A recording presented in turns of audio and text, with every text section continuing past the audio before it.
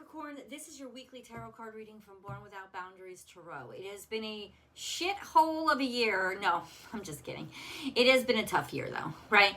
But what has been so wonderful about the toughness of this year, astrologically, is simply this. It's been consistent. And as long as there's consistency, you guys can find a way to thrive. So Capricorn, this is your weekly tarot card reading from Born Without Boundaries Tarot. We're going to get into the astrology too. I promise you there is a big change this week and it does impact you, so we'll get into it. There's always an extended reading to every single one of these videos. I post the links to those extended readings at the top of the description box right below, and I also will pin it to the top of the comment section for your convenience. You can also join the Unbound membership to this channel and never ever again have to worry about any of those links, because you'll just get full access to all the extended readings and you'll help to support the channel, which is probably the best and most wonderful gift I can receive from you guys. But thank you so much for your views. Remember to like this video. That's a gift to me too. Remember to share this video. That's a huge gift to me. And definitely subscribe to the channel and ring that notification bell so that you know when I upload your favorite content. Capricorn content comes out every single Wednesday at 9 a.m. Pacific time. Okay, let's quickly review the astrology because we got some cards on the table. Difficult. What does this mean? That something didn't get a chance to live. That something didn't get a chance to grow. That something, usually it was stunted or that's been stifled, right? It may be that it never got a chance to be born, but especially if it's like a concept or an idea that you've had, it could still be born. I mean, ideas can be born whenever you decide to believe in them, right? But this is something that has been stifled. This could also be a feeling that you have, that you feel stifled. I mean, that goes right along with Saturn's been square to the North and South Node all frickin' year. But that's been consistent. So this has been a very game-changing karmic. Things are your life is in transition. It's switching around. I don't think necessarily that's a bad thing. Sometimes I think it's a very good thing. It's like leaving the past behind and embracing the future. And you've shown that strength throughout the year. So a lot of really wonderful things have actually been coming out and happening for you guys. But then all of a sudden, it wasn't just square the nodes, right? Uranus got back in there and right on top of the North Node, and now Saturn square Uranus too.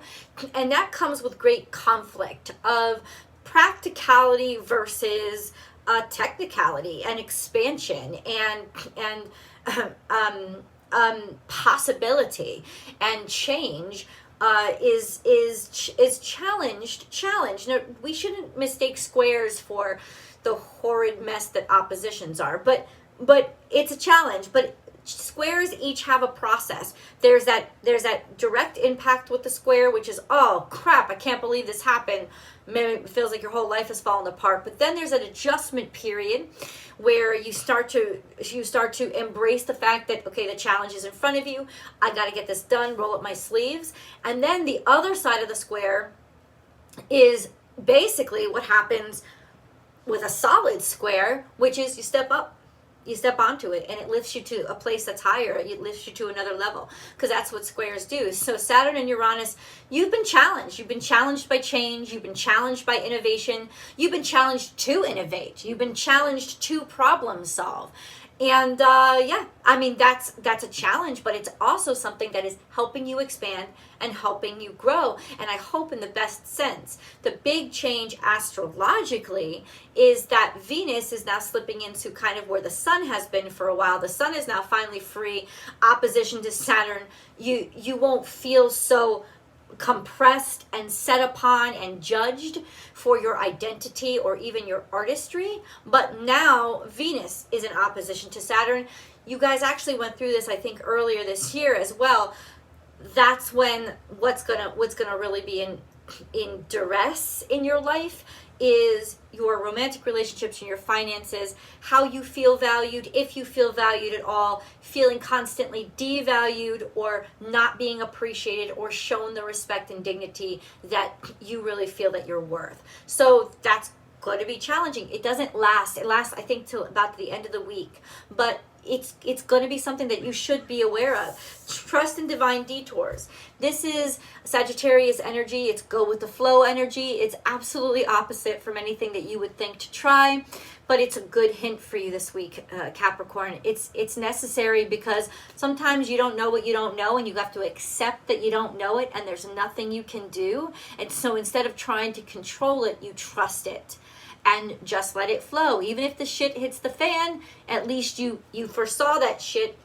Put on the shades, put on the shades, put on the coats, protect yourself. Sometimes you can't necessarily stop something from happening, but you can lessen its impact. And if you acceptance is the key. This also tells me that there could be some sort of foreign travel or talking to different kinds of people, different cultures, interacting between different cultures. And this is what I just heard. A major setback for you this week is probably culturally based. So this is like, actually, you need to hear this because it could solve all your problems this week. The major issues, the major reason why you're not moving forward or you're not able to communicate is because of cultural differences. So it could be language itself or just the culture itself. What means something to you, the same thing will culturally mean something completely different to somebody else. So if you are able to break that down and ask, when I say this, what does it mean to you? What is the connotation? Because I feel like right now you're entering into negotiations, discussions. You're trying to talk to somebody. You're trying to make things happen, but it's not taking wing. It's not expanding. It's not growing. It's stuck because what you're saying is like the two of you see the same thing in two totally different ways. And it's not even necessarily because you're totally different people. It's just because culturally it means something completely different to you. So if you can ask somebody, this is key to your week. If you can ask somebody, what does it mean to you when I say this? Like what is the impact or effect of this on you? Like what is it? How does it have meaning to you? Because basically that conflict, right, the opposition between Saturn and Venus is value conflicts. It's value differences. It's value disputes. So ultimately, you have to like lay on the table, well, this is the value it has to me, and this is why. And this is the value it has to you, and this is why. And that will actually help to unravel and help you to get out of the stuck position that you're in with whatever situation in your life you are seeing is at an impasse, right? That's the opposition. It's an impasse. It's not something that you can get over. It's an incompatibility. But a way to understand incompatibilities is just ask, not why are we incompatible or why it doesn't work, but what does it mean to you? Because if you can understand what it means to the both of you, then even though there's an incompatibility with this, maybe this can change. Like whatever this object is, or whether this subject is, or even whatever this language is. It's almost like maybe we have two incompatibilities. We don't speak the same language, but maybe we do speak one language. Maybe we can find a common ground here. We just got to figure out what is the impasse. And the impasse is definitely something cultural, something foreign. It's like you're foreign to each other. You're seeing things through a very different lens. But I don't think that you completely are incompatible. I just think that it's like, yeah, you're saying the same word, but the word and you're both getting angry at each other, but one of you defines the word as this and the other one defines the word as this, and that's the problem. So step back and ask, what does this mean to you? Because that's what you're going to need to do. It's something based in a cultural difference. Clear out the clutter is here, which is get rid of the shit you don't need. This has been coming up in a lot of readings, and it's because there's energetic blockages. And what does that mean? It means that you're all energy. Everything about you is energy. Even like matter. You matter. You matter. And you are matter. And matter is just energy. That's what E equals MC square is all about. Ask the geniuses from that point on. I don't know anything else. But it proves that matter is just energy in a different form. It's usually a slower moving form. So what happens is you get blocked. You get clogged. Releasing those clogs takes some steps. It's a multi-step process. Clear out the clutter means it's a really good week. In other words, externally, what you do externally is impacting you internally. So if you start to remove shit that you don't need from your life, give it to the Goodwill, give it to the homeless shelter, throw it out in the fucking trash can. I don't care. Sell it online. Whatever it is, you got to get rid of it. Get rid of it. Clear it the fuck out. Doing that physically, externally, Capricorn, is going to help you a lot to start to get your energy flowing and moving again. This is also saying the clutter of your mind. There's a bunch of superfluous things floating around in there that's actually keeping you from focusing on the real issues. There's just, maybe you just have too much going on. So it's a really important week to reevaluate and reassign, perhaps, your priorities. Reassigning your priorities is really important this week. And then we have sometimes life stings. What this is telling me is it's going to be a pain in the ass for a while, at least through the end of the week. It's just irritating. Now, this isn't necessarily a bad card. It's just, whenever I see it, I know this is wasp, but I think of Socrates' gadfly metaphor. He called himself the gadfly of the town because he needled people and he pestered people, but he did it to make them fucking move, to make them like get a jump in their step, to make them think and not stay in stagnation. So what the universe is also saying to you is these irritations and these annoyances are also ways that the universe has designed itself to help move along because you were stuck in specific areas. So yeah, a little bit of pain in the ass. This is just, irritations. It's irritations. They're constant irritations, but they're just irritations, and they're nothing that you can't get over.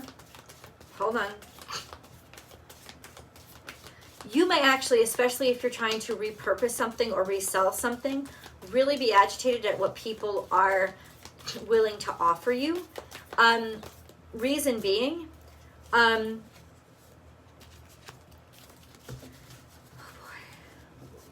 reason being,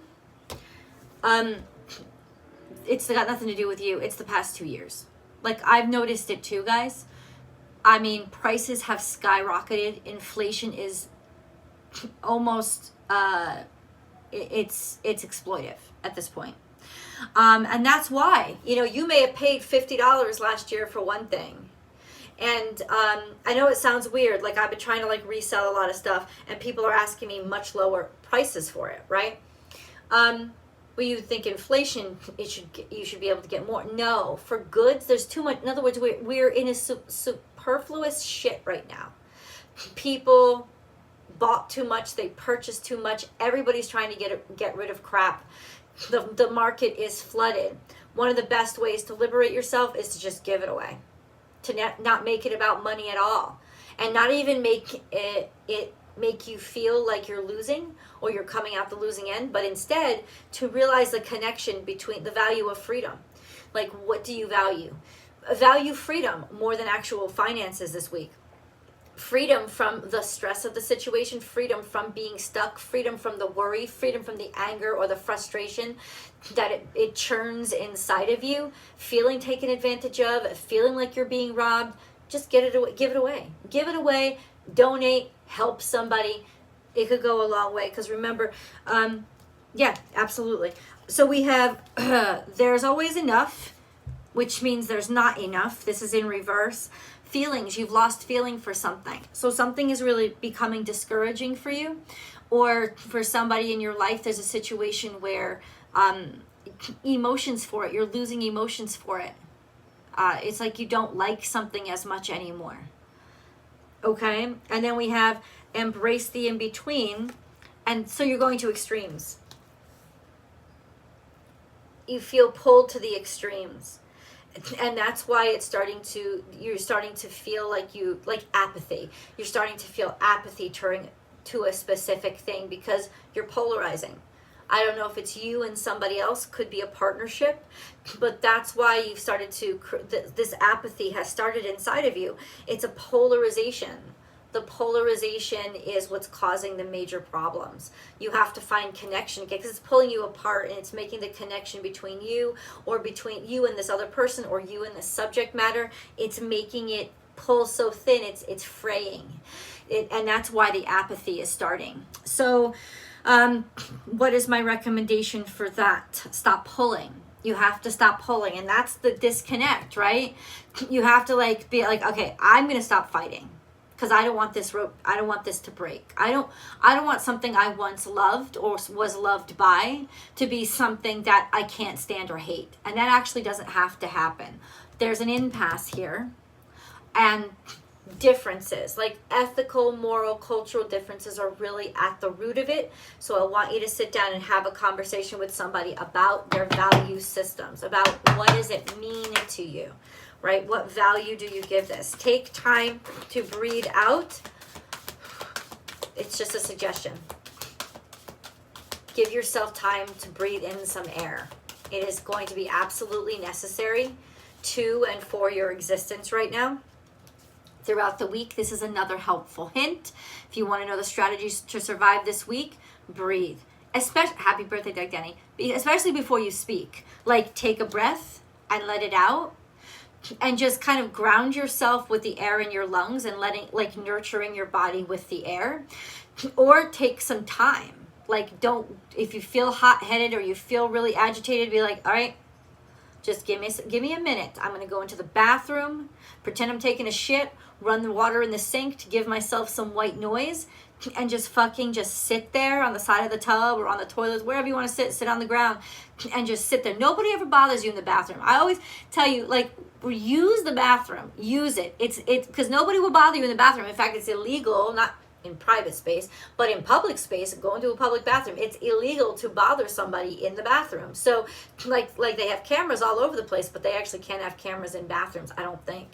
So it's a private space, not even just public, but even in your house. People will always find you. They always want to turn a door that's shut, except a bathroom door, right? Because there could be some stinky shit or private stuff.